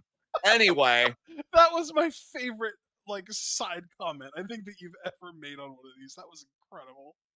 you know what wasn't a waste of my time though, or yours, I hope, because I hope you enjoyed this as much as I did. Kalani Jordan versus Tatum Paxley. Yo, this match was super fun. Yes. You know, I am also I, loved the random Wendy Chu appearance after. yes, am I a douchebag for saying I was disappointed that Kalani retained? Because No, like, dude. Okay, I have to fill you in on this. yeah. Kalani Jordan might be the most hated champion in WWE right now. See, and I don't like that. I don't like that because she seems like a sweetheart, but like Just yeah. because like there are just so many people that just like and I think honestly this is not like an out of line take. There are just too many there are a lot of people just feel like pretty much every woman that she's been in the ring with where that title has been involved has been more talented slash deserving than she is. Yeah. Like Yeah. that, yeah. I Like mean, Solruka, you look at Solruka, we got Tatum here tonight, and even like the women in the six-way ladder match. Like, yeah, like it's she. I mean, dude, literally going into that match, we said there's I literally was saying I was literally counting her out. I was like, there's no way that Kalani's gonna win because she's still just too inexperienced and she doesn't really have any storylines or character going. It wouldn't really make sense for them to put it on her, and they just did. And it's like, okay, well, maybe they put the title on her because they're going to tell a story or develop her character using the title. Nope, nothing has changed. It's just the same. Like every time she does something, I'm like, okay, say something mean, say something malicious, say something that makes us realize that you're being like a delusional heel. And it's just no, she's just it's just the same shit every time. she's talented in ring, but what would really bring it together is if she actually had a character. Yeah, there is no Um, character. Her character is happy to be here. and just ask Apollo Crews how well that worked out at the start of his career. Um, and the height of his success was when he actually had a gimmick, as weird as it might have been for some people, as like the Nigerian kind of prince or whatever. He got an intercontinental title reign out of it, and he was doing some of the best work of his career. So yeah, I mean, Kalani's a champion now, but you got to think about your career long term. Get a character. I'm begging you. But this was a fun match. I was disappointed when Kalani kicked out of Tatum's 450 because that was the same Dude. 450 that she was probably going to win the NXT Women's Championship with Yep. if the pin wasn't broken up. Yep. And then you're telling me Kalani Jordan of all people can kick out of it? I didn't like it. I Nope. didn't like it. Match as a whole, though, was fun. After the match, though, Wendy Chu does appear, and she takes Tatum out, which shocks me. So I wonder if Tatum is babyface now, what they're going to do with that, or if Wendy's just like, look, look, look, Tatum doesn't matter right now. I want the next shot at Izzy. And yet that's another person that I like more than Kalani going after the title. Yeah. So that's cool. That's cool. Um Ren Sinclair. Ah! I'm telling you, man, I loved NXT this week. Spoke to Charlie and Miles, and she wanted to know where Tavion was. She was insinuating that they Dude, did to him this what they segment did to was me. so fucking funny because Charlie being like, he's in Japan, he's in the N1, and she was just like, oh, is that code for oh my god, I love that. But see, though, okay, can we just take a beat real quick just so I could say this is exactly what I was talking about literally seconds ago with Kalani. Ren, when she first showed up, I'm like, oh man, she's just going to be your by the numbers wrestler or whatever. And I know they tried to do that thing with her, kind of being the mentee of Fallon Henley for a little bit. This is the best Ren has been. Like this woman just talking and interacting with these people. I love her. Like I Literally, went and it's from, not even a character. She just has a personality. Get yeah, one, Kalani, please. We yeah, want to cheer you. We want to like you. You're adorable and talented. Let us like you, please. I'm telling you, if they would just go the Bo Dallas route, which is what you've been suggesting, she could be fucking gold. Because I'm still thinking about what she told Tatum. Or we're too old to play with dolls, don't you think? I know, This dude. bitch. That was the tip. Like, That could have been the tip of the iceberg. They could have taken it all the way. but Sean We're doesn't. He too just old to doesn't play have with the. dolls. And then like with Wendy, it's like, Wendy, if you take some melatonin right before bed, you can actually sleep well, and then you won't have those ugly dark circles under your eyes. Like she can do shit. Like she can be mean. I want it so bad. It writes itself. But yeah, Ren just having a personality. It's like I went from, oh, cool, not really rooting against Ren, but she's just kind of there to, wow, I actually anticipate her shit now. And that's what a Yes. personality can do. Yep. Like, yeah. So long story short on this, they talk a bit more. Ren still wants to get in the group. And then Tony, who is just having a real gas with this whole thing, is like, hey, if Ren wins her match tonight, I'll give you a Heritage Cup rematch. And then Dempsey's like, okay, shit, fine. And and then Bren's like, oh wait, I'm sorry, Charlie. I'm feeling kind of tired. And this guy's like, fine, fine. You win. You're in the group. Oh, and then by the way, shame on me, because I actually almost missed the best joke in this fucking thing because Ren asks him to repeat that, and then Miles is like, oh, you can't hear him either, dude. Yes.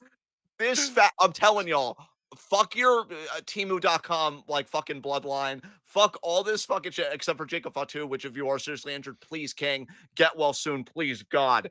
This is my faction of the year right now. I am loving No Quarter Catch You Crew. I don't dude, even that's give a been shit like yet. your consistent take for a while now. You've been saying that about No Quarter Catch Crew for a while now, haven't Yeah, and I'm sticking with it because I'm sorry, like Stardom sucking ass to me. you? I don't know what the fuck they're doing over there. Monty There Gold are doesn't no even. factions in Monty Gold right now. There are no factions in Monty Gold. Again, I just dissed Solo's bloodline again. Judgment Day imploded, and as long as it has Dom with that caterpillar on his face, no thanks. Oh yeah, and sort of, kinda, absolutely, definitely the sexual assaulter and JD fucking McDonough.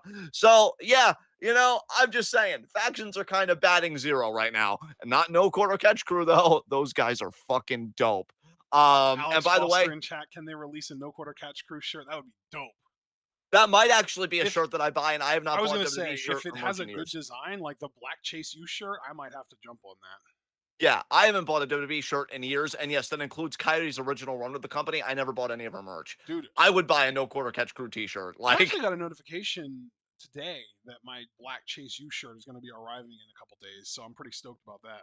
oh, bro, believe me, we got a lot to say about Chase U in a little bit, so I'm glad you brought that up. Dude, I So, actually was unhappy about this week's segment, but in like a kayfabe way, not in like an outside way. I had reactions.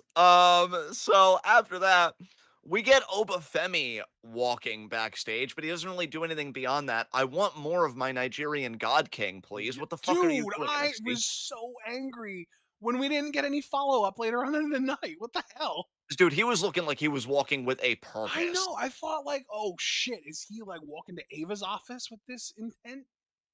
Yeah, but no follow up. It's just, oh, you got to see Oba, you're happy, right? No, I want to see him hurt people. I mean, Fuck. yes, but just because I'm happy doesn't mean I'm satisfied. Give me No, more. but see, I don't want to give them even that though, because then they're just gonna coast. No, I want to See, see but him if you hurt tell them that people. you're not happy to see him, that almost implies that you're unhappy to see him. I don't want them to think that either. They're shitting on us regardless, man. It's a lose-lose. Fuck. I want to see him maim people and ruin lives. Fuck. Anyway. There was technically a follow up out in the parking lot, and then Tony D cut him off, the motherfucker. Yeah, well, Dude, I careful there, want. man. You know how we've been talking about how we want Oba to pull a Keith Lee and hold both the world and North American titles at the same time? Yes. Fuck it. I want him to go even further. I want him to hold both of those and the Heritage Cup at the same time. Fuck everyone. Yo, God, dude. Obafemi might be the first guy I've ever heard you personally just want to see be overpushed, but then you'd come in with, oh, John, when you're as talented as Oba, the over is what he is with the crowd. Overpushed isn't a thing. Exactly. Uh, You can't over push Oba Femi. yeah. You can only Oba push Oba Femi. Wow. Just because you popped your own face, I'll allow it. Yeah. Um, so we get the Getting away with dweebs. getting my shit in. Fuck yeah. There, there you go. Then again, we get the dweebs of Axiom and Frazier talking about strategizing. They won this week. Fuck. Oh, yes, they did. And I was very salty about it until I 30 was seconds so later when I wasn't. Um, Wait, was that the sociopath? yeah, yeah, yeah, yeah, yeah, yeah, yeah, yeah. Because it was, no, I don't want to get ahead of myself. There's a reason I'm holding it in. You gotta hold Uh, it. yeah, yeah. So we get Pete Dunne talking about how, he's ready to challenge for the NXT title, but then Trick says, how about this for figuring it out? And he starts a brawl with Pete Dunne. Yeah, still hate it, thanks. Still really, I Yeah. don't know what the fuck you're Again, doing with Trick Williams, but nobody asked for this. Thanks. yeah, yeah. Cool, cool. It's not like I believed in Trick or anything. Not like I was rooting for him to succeed, That's cool. So NXT Championship match, Ethan Page versus Oro Mensa, and fun match, but Ethan wins. Yeah, I don't really think we expected anything else. So yeah. Did not I will say in my rewatch of NXT, or I should say my watch of NXT because I was late, totally skipped Joe Coffey versus Joe Hendry. I did not give a fuck. I knew Joe Hendry was gonna win. So fuck I Gallus. You know what? Yeah. You made a good call, but also if I was in your position, I don't know that I would have been able to make that call because I wouldn't have been as confident that Henry was going to win because they love pushing coffee for no fucking reason. They do. They do. Thank God I switched to decaf. Yes. Anyway, after that, oh God. Wait. Did I get to eat twice in a row? Okay. Well, actually, technically, the rest of the show I did get to kind of eat, just in terms of segment. Yeah. Okay. But starting with the first sociopathic segment, Chase U in class, and Andre Chase Oh. thanking Ridge. Fucking Duke and Thea are sulking because it'd be like it would be nice to have some championships. Agreed. And then Ridge comes in and he's like, "Oh, I used my last favor with Ava, and next week Chase U is going after the tag team titles." And then Duke stands up. He's like got this hope in his face. He's like, "Oh my God, I got a second chance." And he's like, "Don't worry, we'll bring the titles home." Only to get immediately fucking cucked out of his own dreams by Rich Holland, who says, "Oh, I'm sorry, mate. I apologize. It's gonna be me going after the titles with fucking Mr. Chase." And Duke's face, just oh my god. I watched this 3 times. I watched this 3 times because I am telling you the way he sold the heartbreak. It's concerning to me on a very real level how much I enjoy seeing another person's dreams shattered. But Jesus, tap dancing Christ, this was amazing because he just sits and he's just like, oh, so it's not me. And he's just got like this stunned sadness on his stupid fucking face. And he's just like, oh, I can't believe it. It's just not gonna be me. I mean, I can. Didn't you eat the pin last time and the time before that? Like, what's going on over there? And then Ridge is like, oh, and you deserve it, Mr. Chase. I do? Yeah. And then fucking the final frame in slow-mo when everybody's celebrating and Duke is spiraling in his own face is Rich smacking Andre affectionately on the back like, "Yeah, we got this." I'm rooting for them next week. I want them to win the title in front of Ridge to dig the knife even In excuse front me, of Duke. in front of Duke to dig the knife even deeper. I just his suffering amazing. Just amazing. I love this. You said that you weren't a fan of this though, so why? Did you just want Duke to be in the hunt again, or what's Well, going on your side? truthfully, I think the real problem with the tag team is Andre Chase, and I think that it should just be the two big boys going after the titles. Oh, so you just think it doesn't have enough meat? You're just saying Exactly. We need more we yeah, meat in this sandwich. it needs to be beefier. Yeah, Beefier. yeah. So like I hope that this team loses and that Andre loses specifically. I hope that he gets pinned and that, we get like a Dusty Classic or something where Duke and Ridge are the team that go after it. But I feel like that's probably not going to happen. So we'll see. Well, thank you, Chris, because I just squeed while you were talking, thinking about Duke suffering, and I Oh didn't want to be my rude. god. I Oh, felt so bad God. for Duke and you're just taking joy in it. God. Dude, it was hilarious. Are you kidding me? I was Like, so sad for him. I was like, "Oh, poor Duke. He's not the problem. What the hell? What's wrong with you guys? Why do you not see that you have two big scary men and you're not using both of them?" meanwhile, I was sitting here like, sit your goofy ass down, you worthless bitch. Nobody said it was you. Maybe wait till somebody finishes a sentence. God. So yeah, this was amazing. I'm gonna enroll in Chase U next fall if this is the way they do leadership because finally people that fucking get it. So yeah, that segment was great. Afterwards, we get Kendall Gray versus Ren Sinclair. This And was a solid match too. Not as good as Kalani and Tatum, but still solid. I just like seeing Ren wrestle the catch crew way. It works, and I love the moment too, where it looked like Charlie was gonna help Ren, but he doesn't, and Ren still gets out on her own and wins on her own. Mm-hmm. That was really cool. And now, because she won on her own, she legitimately earned her spot in No Quarter Catch Crew, Yep. and she got Charlie his Heritage Cup rematch. So fuck yeah, Dude, this is great. I'm just gonna call this right now. She might have earned Charlie his Heritage Cup rematch, but I don't think that that match is gonna have a finish. Can see where you're coming from. I'll leave it at that. I can see where you're coming from for sure. Um, Hey, I normally don't talk about video packages, but I only want to talk about this in connection to something we saw in the Discord. Javon Evans gets a video package talking about how Matt Bloom is training him and how he used to watch him and how he just thinks that's so cool. And he doesn't know where he'll be in 10 years because he was asked that, but he just knows whatever happens, he invites the fans to come along with him. We saw a post from Javon's mother about how Javon grew up and how, she at first she just wanted just like a plate of food, and now Javon's got a whole table. Good for him and good for his family, man. That's Yeah. fucking beautiful. This dude is talented as shit. Um, I'm rooting for him, man. That was, because that's the thing. When we've talked about like anti-bullying and stuff before, but way beyond that, we just have to understand that these are real people here with real socioeconomic backgrounds and histories. And you don't know if they knew Hungry Nights and they bet on wrestling and this and that. And to know that Javon was one of those people that probably knew those Hungry Nights.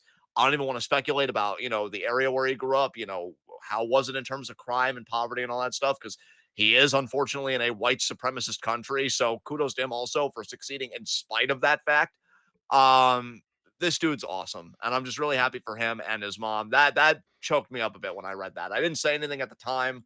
But yeah, I Dude, took note of that. Yeah, it's good shit. crazy to think though that a decade ago, when NXT Black and Gold was basically fucking peaking, he was in like elementary, middle school. Yeah, That's nuts. What the that's fuck? wild, isn't it? God, Yeah. we are so old, but thankfully not in the way yet. Um, Like he was still in high school when COVID happened. What the fuck? yeah, dude, that's wild. I feel so fucking old and in the way right now. Yeah, well, I did say that we are old, but thankfully not in the way yet. But we Yeah, are well, old. I feel like I'm So ticking both boxes right now, brother. Well, you got to resolve the second problem because time ain't going to help you resolve the first. I mean, you are old. It is reality, but I But don't think you're what in the if it way. does because we develop the technology to reverse aging? You won't be alive to see that. Neither You will don't I. know that. Don't act like you know that. You don't. Well, I think it's an educated assumption. So, and plus, even if we are alive to see it, you think it's going to be in our tax bracket? No. You think I'm still going to be in my tax bracket right now? Then Yes. fuck. Yes.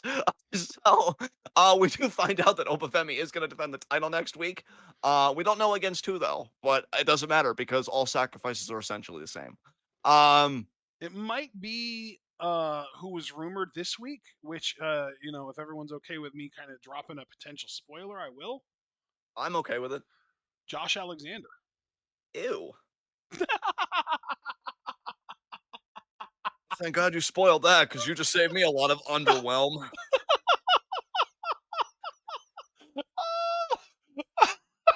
That would be power bombs the headgear off of his stupid head. Jesus Instant! Christ. You didn't even know what I was gonna say, but you had a guttural, instant, visceral reaction to Yeah, that's what I usually do with mid. it. Holy shit! Let's talk about something actually interesting, which let's be honest, when it comes relative to Alexander, you could pick anything blindly on a dartboard and you'd win. Our tag team championship main event, the Rascals, or I guess MSK in this case, because it's Wesley and Wentz, against the Dweebs, Frazier and Axiom. Oh, Man, fuck. really fun tag team match. But you know what was the best part about it? Not even Wes eating the pin, because I like Wes, but Wes having that moment because we never know in tag teams because we didn't know it with Momo and Stardom. And I guess we didn't know it here. When was the moment exactly that you decided I'm gonna throw the whole goddamn thing away because it's worthless? Because they help Wes up, handshake, all that crap. And then Wes just goes postal after a group hug, kicks Nash in the balls. Oh, oh, how you breathing, fuckwad? And then Miguel is just like, he's heartbroken. He's crying instantly. What are you doing? What are you doing? It's us. What are you doing? He gets taken out. Shut your fucking mouth. Nobody asked you.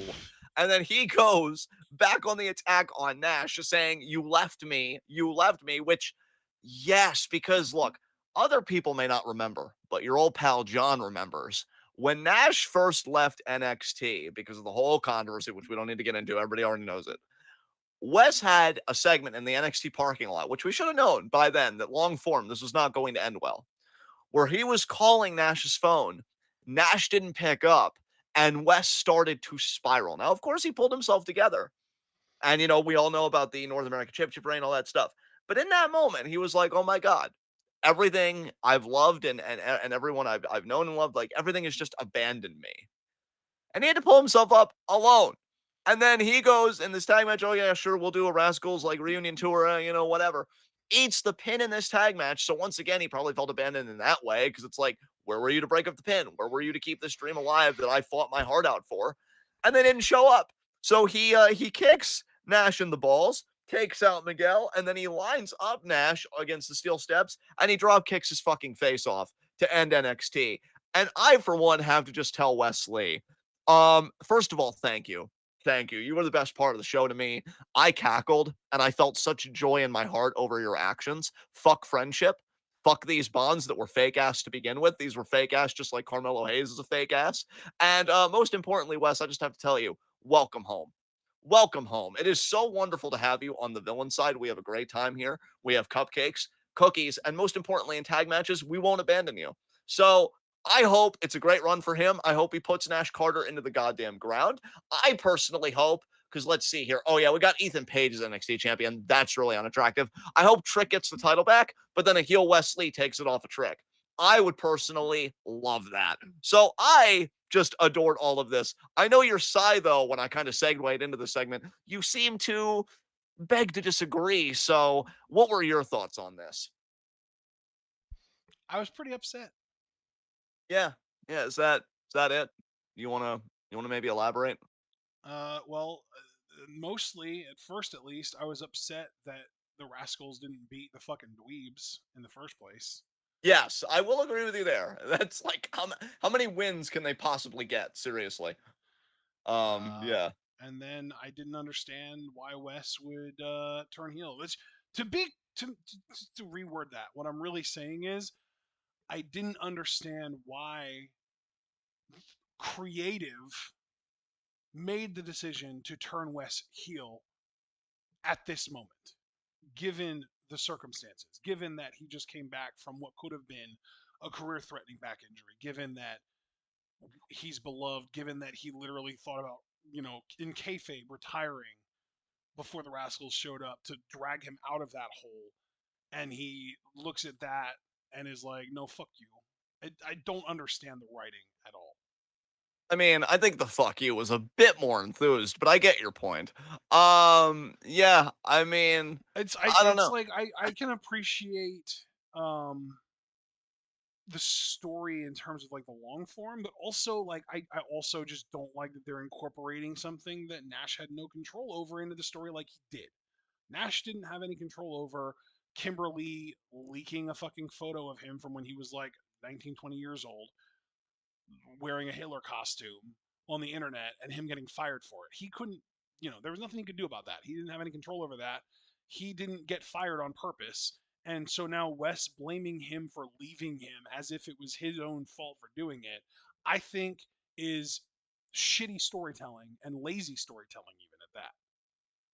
And that's right. That seems to be a common theme on this week's in review. As far as your complaints about certain long form stories, it's that some parts are lazy or just not breathing enough, kind of thing. And I feel like maybe breathing more would have been another instance in this story where it maybe would have kind of mollified your concerns a little bit. Maybe been like, okay, I'm more amenable to it. I still don't like that they're using things that were outside of this character's control, but it's wrestling. It happens. At least you let it breathe enough. I can definitely see your concerns. Like you said, he came back from a very serious back injury. Fans love him. I think fans want to love Wesley. They might still love Wesley. We don't know, man. He might give his reasons for this. And Full Sail's such a fickle fucking crowd that they might be like, you know what? He's right. Fuck Nash Carter. Fuck Trey Miguel. So I we mean, they, don't they know. didn't like Nash Carter when he was there. They were booing MSK before Nash got released, and only then did they start finally cheering Wes. So, like, really, if anything, Wes should be fucking grateful that Nash left him because it's the reason that he got to be a fucking top baby face in the first place. Yeah.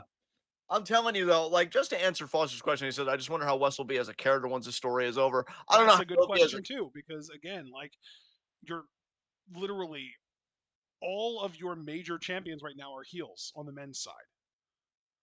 yeah. Is he going to find a tag team partner instead of Nash and try and prove that Nash was the weak link and be like, hey, this fucking dweeb over here couldn't help me beat those dweebs over there, so I'm going to go find someone that can and take the tag titles? Like, I don't get it.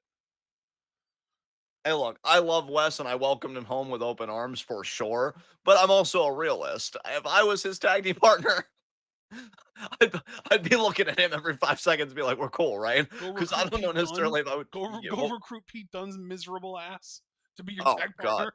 Yeah, we Christ. don't need negative charisma in the chat, thanks.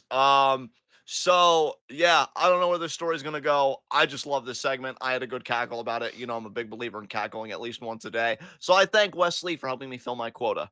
Um, That's and beautiful. so yeah, that was NXT, which means that was pretty much the weekend review. I will say for AEW, I did watch MJF versus Kyle Fletcher, and the Oh, only note I have about that is that MJF is 1000% joining the Don Callis family. I will bet the shirt on my back about that. So, I want to ask you, now that you've watched a very recent Kyle Fletcher match. Actually, before I even get to that question, I have a sort of like a prologue question, a pre-question. How much of MJF versus Osprey did you watch? Any of it at all? you mean that whole 60-minute thing they had on Yeah. Dynamite?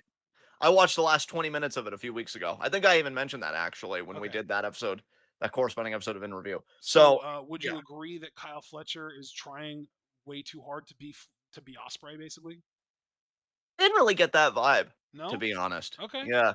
I would Yeah, love I would love an assessment on Fletcher from you. he's fine. I mean, look, dude, he's no different from any other AEW wrestler. And that's kind of thing. Like, dude, they literally did a spot in this match where MJF got a flip pile driver and then Fletcher goes off the ropes like half conscious and he gets a lariat before collapsing. Like, that's AEW in a nutshell to me.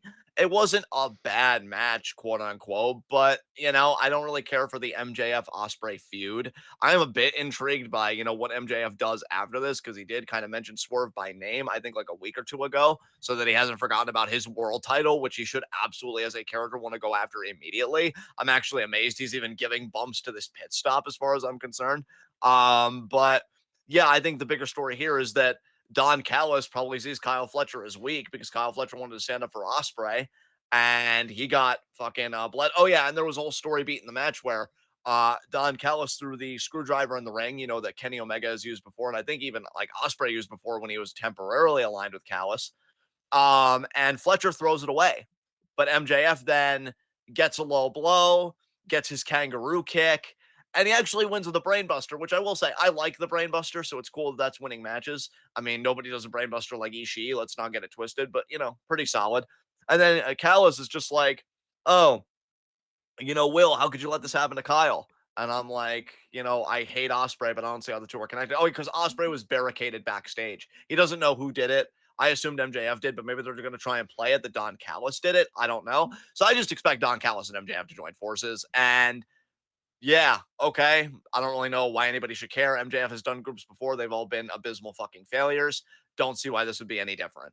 So that's really all from AEW that I watched. You check out anything from AEW this week? Not a lick. I've been very divorced from AEW, and it feels so good. I am so proud of you for that self care. As far as extracurriculars, I will say I watched Shelton Benjamin versus Shawn Michaels, I believe from 2005. We Um, both said that at so the same yes, indeed, a great match, still holds up. And I also watched ZSJ versus Naito from the G1, hoping ZSJ wins the whole thing. If not, let's go Suji. time. Um, Yeah, I'm the opposite. Let's go. I'm hoping Zuji wins the whole thing, but if not, let's go Zach. there you go. Did you watch any extracurriculars this week? No. Well, I mean, I saw a couple clips of ELP versus Takeshita and Dave Meltzer. Like that match broke Dave Meltzer's brain and caused him to be like, I really think I overrated SummerSlam because that match was so good that it made me realize that I just WWE just isn't on the same level. And I'm like, bruh, did you actually watch the match? Because that match was not good. That match was fucking slow and boring as fuck. Dave Meltzer, the Joe Biden of professional wrestling, because his brain is clearly melting out of his ears. Yeah, Dave Brain Melter. There you go. Look at you, bud. Nice job. All right. Opening the forum for questions. Anybody have any questions about this week in the world of wrestling? You may ask them now.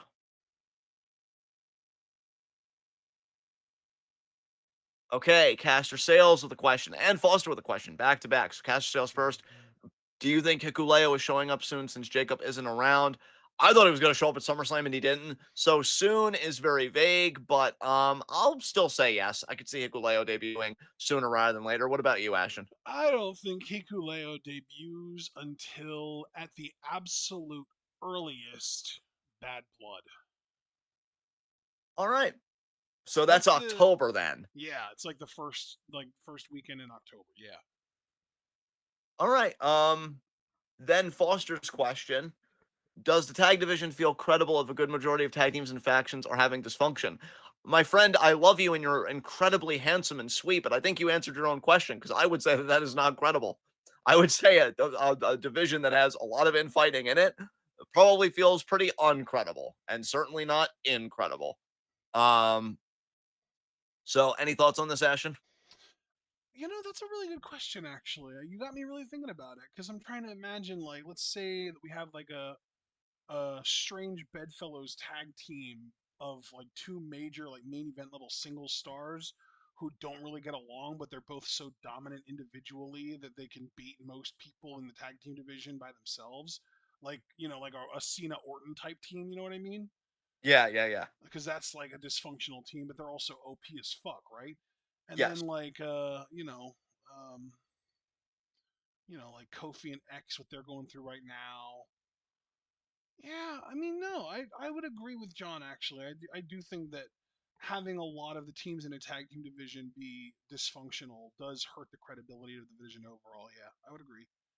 Super Blue, how do you feel about LA Knight's new theme? That's the neat thing. I don't. He's a shitter and everything about him is a shitter. And I really don't see much difference between his new theme and his old theme. It's just LA Knight. Blah. I Uh, gotta be honest. I didn't know he had a new theme. there you go. I mean, that says everything right there. Well, really, Caster, more just saying that I don't pay attention. there you go. Caster Sales, how would you feel if Hangman faces Jeff Jarrett at All In? What a waste of Hangman's time. What the fuck is Jeff Jarrett doing still wrestling in 2024? I think that's a complete waste of Hangman's talents, personally, and his bump card. Um, Super They're Blue. probably going to do that. Yeah. Actually, they are probably going to do that because I saw a segment recently where Jarrett had a match, I think, with Danielson, and it just really like Danielson fucked Jarrett up. And like I saw an interview, it was like he was walking backstage after the match, and the interviewer caught him, was going to ask him questions, and as he was about to start answering, Hangman started walking past him, and he like grabbed Hangman like he wanted to say something to him, and Hangman just started throwing hands immediately and beating the fuck out of him. So I think that actually is the direction they're going to end up going in, and like I don't know what's more disappointing, the fact that you are wasting a Hangman pay per view match on someone the level of Jeff Jarrett, like low as Jeff Jarrett, or the fact that you're giving Jeff Jarrett a pay per view match at all. Like Yes. both of those Yeah. factors are just so bad and sad and pathetic that like it's really depressing, and it's just more fuel to the Tony Khan is an incompetent booker fire. Yeah. I mean, I completely agree with you. I think you said it perfectly. Next Uh, s- question from Super Blue: should Pretty Deadly be the next WWE Tag Team Champions?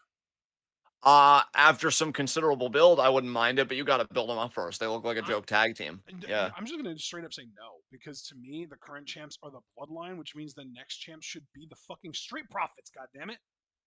Yeah, that is true. Good on you for emphasizing the word next there because, yeah, as far as next, it should be the Street Profits. If we're Yeah, talking future tag team oh champions, yeah, sure, but again, build them up. yeah. Build them Like up. give them some build, and have them do like some revival shit, man. Have them do some cool tag team shit, like pulling the opponent off the apron when they're about to get tagged, and like yeah, like grabbing people by the ankle and yanking them and stuff. Like do cool tag team shit to make me believe you as a heel tag team, and maybe then put the titles on them. You can even have them be the team to take the title off of the Street Profits in like 6 months. That's fine. I don't care. But like, give the Street Profits their fucking due, please. Christ. Absolutely. Absolutely. Foster, do you guys think Andrade will join forces temporarily or otherwise with Apollo and Corbin since they keep finding ways to interact with LDF? Sure. I mean, I don't really think WWE knows or cares to know what to do with Andrade beyond like the mid card. So him joining forces with two other mid card lifers and Apollo and Corbin just it makes logical sense to me. I mean, it may not be It's the kind best of thing for funny Andrade, too but yeah. because it's like three tiers of the mid card. Because Corbin is like upper mid card, who might occasionally flirt with the main event, and then Andrade is like middle of the mid card, who probably isn't ever going to main event, but will hold like mid card titles, and he's like a steady mid carder who's going to be on a lot of shows and hold mid card titles pretty consistently and stuff like that. And then Apollo is like a lower mid carder who like maybe he might every now and then be in contention for a mid card title, but he's basically never going to win one. I think he's only ever held one in his career so far. It's like they're like the three tiers of mid carders. It's kind of interesting, actually. Yeah. Yeah, absolutely. Plus, you've also got just like this fucking hunk in the middle of two baldies. Yes, yes. Um, Caster Sales, do you think there's a chance of Brian beating Swerve? Oh, absolutely. Because I think Tony Khan would love to see it as, oh man, look at Brian. He thought his career was over, but he's got one more world title run left in him, and thinking that it's this big emotional earned thing. When AEW hasn't done any significant storytelling in my mind to achieve that effect, I don't think they've ever really made Swerve a priority on AEW programming, despite the fact that he's the world fucking champion. So absolutely, I think Brian has a chance of beating Swerve. I'm gonna be honest. I just to make sure that everyone knows that this is me saying this fully informed. I did see the story about Danielson saying that he is probably going to have to get neck surgery before the end of the year. I don't believe that for a goddamn second. Why? Because it was said on AEW television. They're saying that shit to try to get people to believe that he's not going to win the title. I am incredibly certain that Danielson is winning the title at All In. I would put money on it if the odds weren't already probably tilted in his favor. I am extremely confident that Danielson's winning because he's already come out and said that at the after 2024 he is done with full time in ring competition. He's still going to be wrestling. He's just not going to go full time anymore. He's going to be a part timer. So, Yeah. he's going to win the world title. He's probably going to have a shorter reign. I don't know exactly who he's going to drop it to. Maybe it will be Osprey. And shit, for all I know, maybe it'll be a week fucking later. And hell, actually, maybe it'll be Hangman for all we know. And maybe he'll drop the title same night even. You never know. But he's going to have a short reign so that they can put him in the fucking history books and put him on his name in the lineage of the AEW World Title, just to say they did it basically. And that's going to be it. That's all it's going to be. And because if Swerve wins, then Danielson has to quote unquote retire on the spot basically when he's already come out and said that he's already planning on stepping back from full time wrestling by the end of the year. It's like, why would you like? I fucking hate Tony Khan so much. Like, don't get me wrong, I don't hate him on a visceral level, on a level of like the world would be better off without him, like I feel about like Trump and Elon and shit like that, and Bezos. But like, he's only like one tier below that to me because he's a fucking Yeah. billionaire too. He could be improving lives too, and he's not. But like, fuck Tony Khan. Yeah.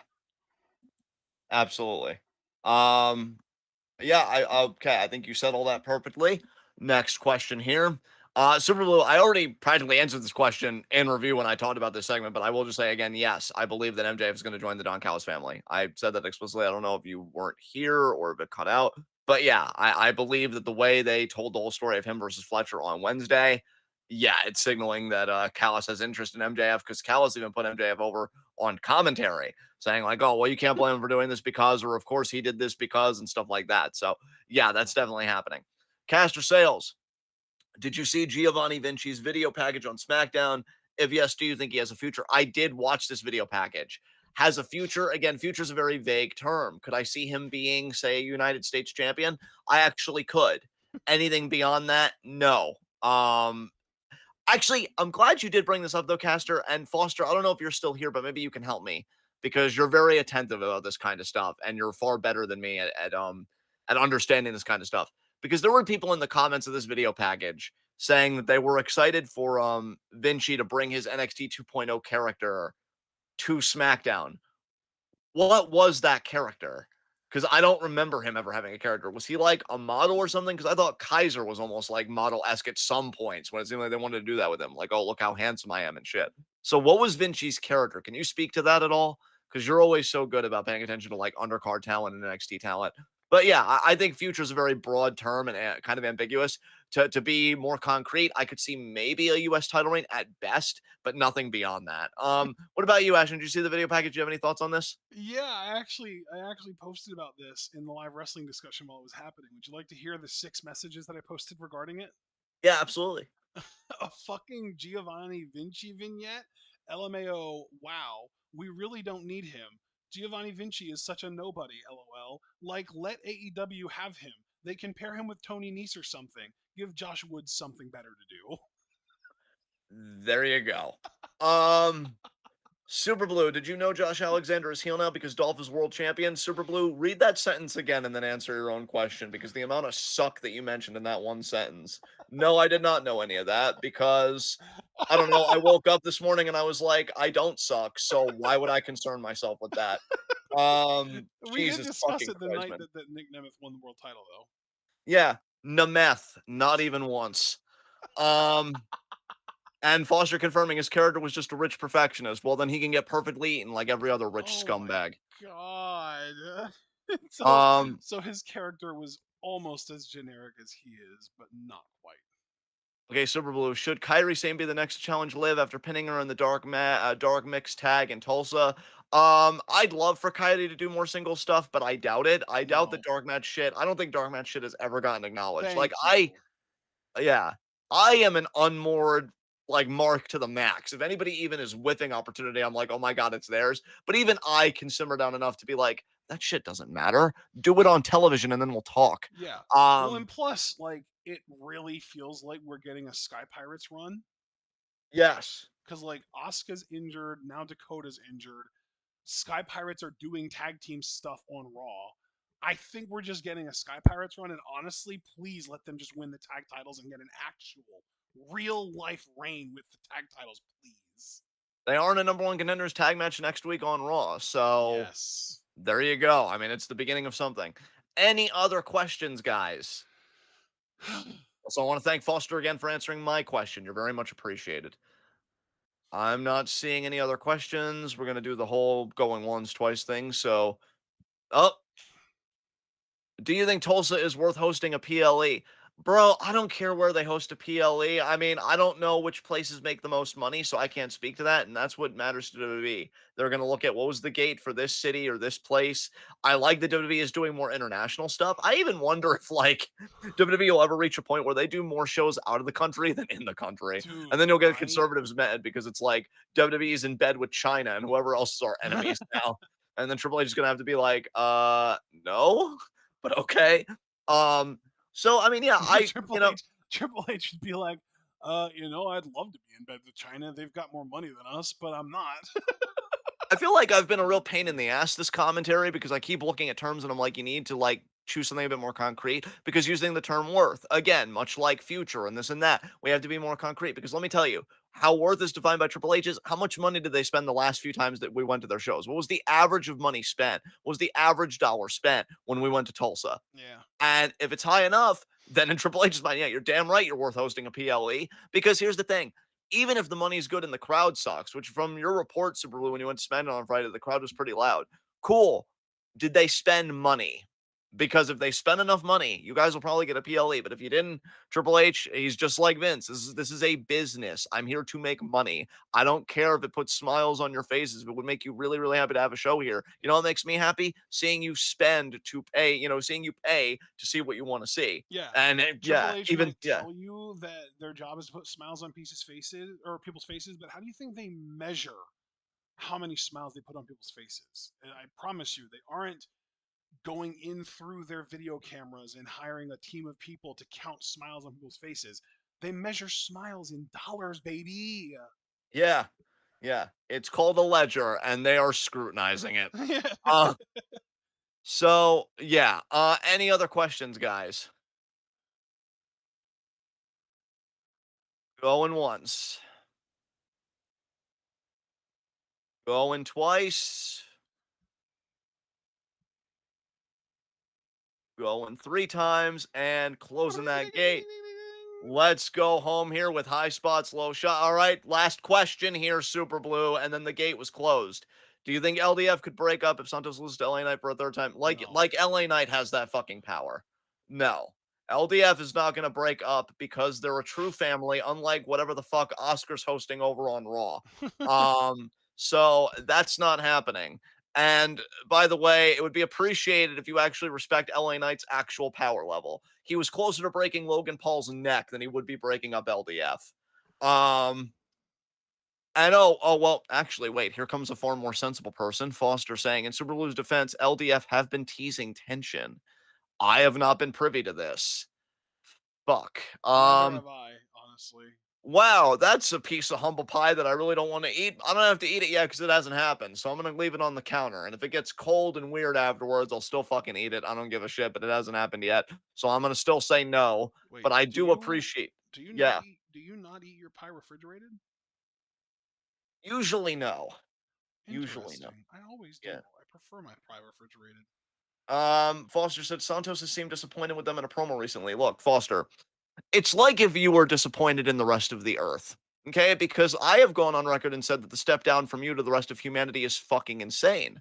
So if Santos is disappointed, being of roughly equivalent handsomeness to you, although between you and me, bud, I still think you kind of edge him out a little bit. I really can't blame Santos, right? Because when handsome people are let down by not handsome people, to put it nicely, that's Let's not pretend kind of like a problem. Berto and Angel aren't fucking gorgeous. So yeah, that's my response to that. So Merry Christmas. So yeah, Santos, it's his faction. He can do what he wants, but let's not give LA Knight some undeserved credit. Again, what he should get credit for is almost breaking Logan Paul's neck, which given that man's history, I'm guessing would have gotten more of a pop than anything. You know, And you know yeah, what I would just love though so what's that? much is if Santos actually just shocked the world and beat Logan or beat LA Knight for the title. I would love that to dude. I would laugh so I hard know. publicly. I Dude, the wouldn't even internet would be so mad. They'd be like, "You really had LA Knight not win a title for so long, and then you finally give it to him, and he only holds it for a month? What?" and then I would have just enough drink in a glass and a straw so that I could perfectly make the straw sucking sound effect when Oh, it's at the wait, I bottom can trying to do get a it drink right now. again. I can do it right now. You ready? Yeah, perfection. Because that is what I'd be doing to all of their tears when it happened. Um, so yeah, all right. High spots, low shots. I want to go home. Let's do this. My Yes. low shot this week. You know what? It's Nash Carter. That's very No, fitting. Yes. he's my low shot because Wes had the good sense to go low with the low blow. Oh, Nash. Fuck you. Oh, by the way, honorary low shot just because my sociopathy could not get enough. Duke Hudson. You sit your ass down when your name isn't fucking called. Learn your place. Who's your low shot? Temu Bloodline. Perfect. Perfect. Perfect. No notes. Um, high spot. You know what? Even though we didn't even talk about his promo this week, honorary high spot Braun Breaker because he had a fucking bar this week where he said, I wasn't made for this title. This title was made for me. Fuck yes. Giga Chad shit. Um, and then beyond that, my actual high spot. Hmm. Ooh. I have a You know good one. what? I'm ready. You know what? Because it's about me, and I have seen studies that said 33 things become 33% more interesting at least when they involve my face.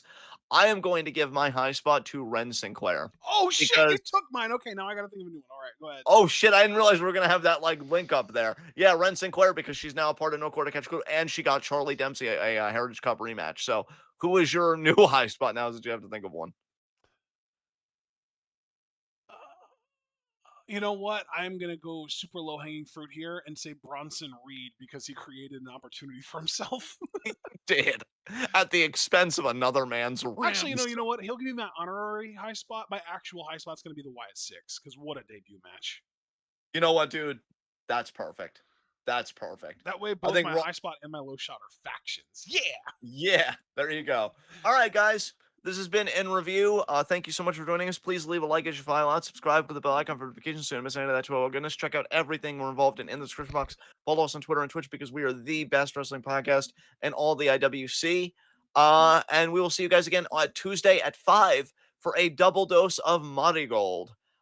Which isn't Marigold, because that would be Umbrella Academy's fourth season, which I would like to pretend didn't exist. And yes, we're gonna be doing a double header at 5. We're gonna be doing the what is it, Ashton? The August 3rd and August 4th shows. Fourth and fifth, maybe. I don't know. It doesn't matter. It's a double header, and they're each like just around an hour and a half, but it's gonna be shorter because there's a non-A match on one that we're skipping. Yay. Ha! It's the fourth and fifth. I just looked. Okay, excellent. 4th and 5th. So yeah, be there, guys, if you're a fan of Joshi. And if you're not, I mean, I don't know what to tell you. That's cool, I guess. I mean, People like what they we're like. kind of getting to the point that like we can't really blame you anymore. Yeah, it's pretty rough. So It's yeah, join dropping off a us. little bit. We're really Y- missing Lucha Underground more now than ever. Yeah, I know. It's leave the memories alone. Am I right, Fuel? Yeah, God. Oh God, fuck that guy. I know, I know.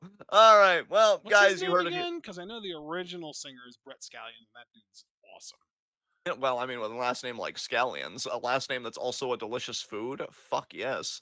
Oh, do you like Um, scallions? well, scallion pancakes specifically are fucking delicious. So, like, Nice. yeah, Torin Green. Fuck that guy. nice. Fucking Well, yeah. So shitty ass, emo ass, whiny ass voice. Tuesday at 5, and then, yeah, Thursday for, hopefully Stardom recap. The fucking matches sucked this week. We have one carryover, though, if they really load it up for next week, which I'm assuming they will. And then, Oh yeah, yeah. in review at, Saturday at 10:30 again. So, yeah, super fun time, yeah.